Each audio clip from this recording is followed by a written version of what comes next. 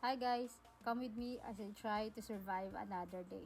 Char! Ha! Sa araw ngang to, papunta kami ni King ng Bicol. Biglaan lang rin to. Actually, Sabado to. Ito yung araw na nagtuturo kami ng mga bata ng Bible stories. Pero gawa nga na kailangan namin umuwi. Kaya, eto, papunta kami. Bali, Sunday morning na kami nakarating ng Bicol. Siyempre, Sunday, hindi natin papalampas yan. Siyempre, Sunday is for the Lord's Day.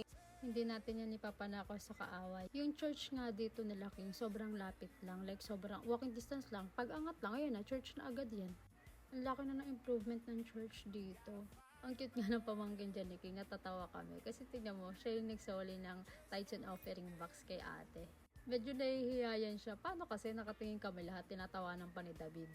Siyempre, sa Baptist, hindi mawawala ang choir. May mga special numbers talaga yan. Ito yung mga YP dun sa Bicol. Nakakatuwa nga yan sila tingnan kasi tingnan mo, nagsishare talaga sila sa lyrics. Wala pa kasi ditong monitor as of now. But in God's perfect time, magkakaroon din yan. Nagulat nga din ako kasi may special number din pala kami. First time kong umakyat ng pulpit dito sa church nila para iparinig sa kanila yung napakaganda kong boses.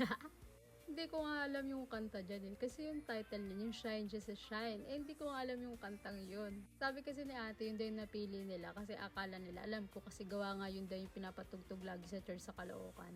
Eh, te, ira pa nila yun, te. Hindi ko na alam yun. Buti na lang nakakasabay ako. And after ng service, ayan si King, tingnan mo nandiyan sa kalsada. Na parang ewan. Dito kasi sa church, kailangan mag-provide yung mga electric fan mo. Kung gusto mo talaga maging comfortable ka habang nakikinig ka. Kasi sobrang init talaga dito sa Bicol. Like, as in legit. Tapos nung time pa na to, El Nino pa nung time na to, grabe, wala kaya kami katubig-tubig that time. Buti na lang, sila tita, meron silang poso. Hindi kahit pa paano, nakakapag-pump kami ng tubig. Parang 2 beses nga lang ako nakaligo dyan eh. Tapos after ng service, nag-usap-usap kami na napakainit. Pumunta na kami sa taas para tumingin ng mineral water pero wala rin. Bus lahat ng tubig. Tapos alam nyo ba, ang galing talaga ni Lord. Kasi after 30 minutes ata no, na nag-uusap kami, biglang umulan. Yun yung pangalawang ligo ko. Eto, another day na to, papunta kami ng Pulangi. Kasi ipapasyal namin yung mga bata. Tapos kakain din kami sa labas. Sobrang gustong gusto ko dito yung Benzone. Hindi ko alam, parang sabi ko lang ata meron nun. Kasi sa Caloocan, sa Metro Manila, walang ganun yung Benzone. Sobrang sarap doon, like legit. Tapos affordable pa. Pero today, hindi kami pupunta doon. At hindi ko rin alam kung saan. Char. Kasi yung mga bata masusunod sa amin. Itong time na to, nasa Mr. DIY na kami kasi nga ang usapan. Bibilihan namin sila ng mga toys. Tigdalawa sila ni Galen. Eh, itong si Avery, ang dami niyang laruan nilalagay sa cart. Ngayon, naisip ko, magpa-games ako. So, 1 verse, 1 toy. So, kung may mabibigay sila sa akin verse, bibigyan ko sila ng toy. Tawan-tawa pa nga ako niya kay Avery kasi pumunta pa talaga siya sa akin. Pero nakalimutan niya yung verse na sasabihin niya. Kaya sabi niya, wait. So, si Gali naman yung next na lumapit sa akin. Tingnan nyo naman yung titig niya dyan. Takot na takot. Akala mo pinagre-recite siya sa school. John 3:16 kasi yung verse niya. Pero siyempre sa bata, ang hirap nun kasi masyadong mahaba yun. Tapos dito, naisip niya na yung verse na sasabihin niya kaya nagkaroon siya ng toy.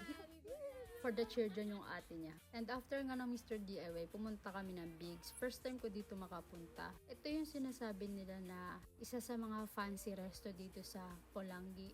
Talaga naman napakasarap naman kasi pala talaga. Alam mo yung kada kain mo talaga sobrang worth it lahat ng meal nila dito.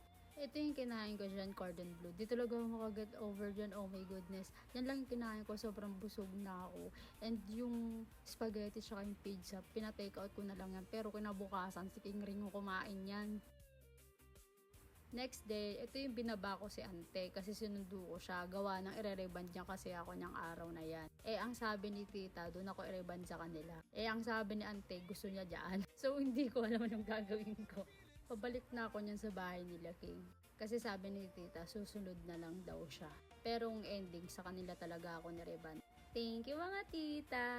Actually, hindi ko alam na someday somehow magwa-vlog-vlog din pala ako. Kasi wala lang, gusto ko lang kasi nagtitake ng mga random videos.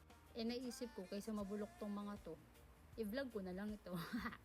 Yun yung bahay nila ante. 'Di ba? Kung makikita nyo, parang wala ka rin talaga sa probinsya. Kasi very modern yung bahay nila dito.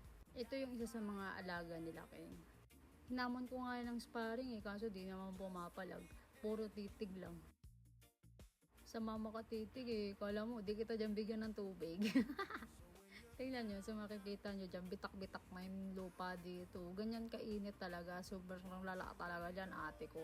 Yung bahay nila King, dyan lang yung sa may taas kasi yung bahay nila tita. Ayan yung bahay nila tita, diba? Yan yung bahay nila. Ngayon, yung nakikita nyo dyan mga lupa na yan, lupa yan nila tita, ang kanila tita. Tapos yung way papunta sa bahay nila King, yan yung diretso dyan. Siyempre, gagawin ko lahat para di tayo umitim kasi peke lang yung kulay natin Kahit tuwa-tuwalya lang yan, okay na yan. Basta di lang tumagos yung araw sa balat natin. Anyway, ito na nga pala yung result nung ribbon sa akin ni tita, diba? Pak na pak. Kita yung original picture niyan, kaya yun na lang yung napost ko sa IG. Aura-aura pa ako niyan. Siyempre, tear strap. Nilagyan pala ni auntie yung buhok ko ng formalin. Kasi kailangan ng treatment niyan. Kasi day, sirang-sira yung buhok ko na yan, day. Napaanot pa ako niyan dahil sa DIY reband na yarn. Ang tagal pa umaba ng buhok ko. Kasi yung reband na yun, 2023 pa yun, nung nag-reband kami. Until now, ang ikli pa din ng hair ko. Yung hair ko before is hanggang bewang. Ngayon, wala, napakaikli na lang. Pero wala, ganun talaga mangyayari. Yan yung mga napapala ng mga desisyon natin sa buhay. Nga pala, after namin makauwi ng Bicol, sumabak na agad kami sa laro sa volleyball. Kaya rin napaaga yung uwi namin kasi nga gawa nga ng ilaban kami niya ng volleyball. Church yan namin dito sa Caloocan. O fellowship volleyball yan, sport fest, ganun. Itong time na to, very kabado ako kasi ako yung magsiserve. Kailangan namin manalo kasi 1 point na lang. Panalo na kami, gano'n. Nanalo kami! Antuwa kami dyan para bang... Antuwa ako panibidyo yung bag ko.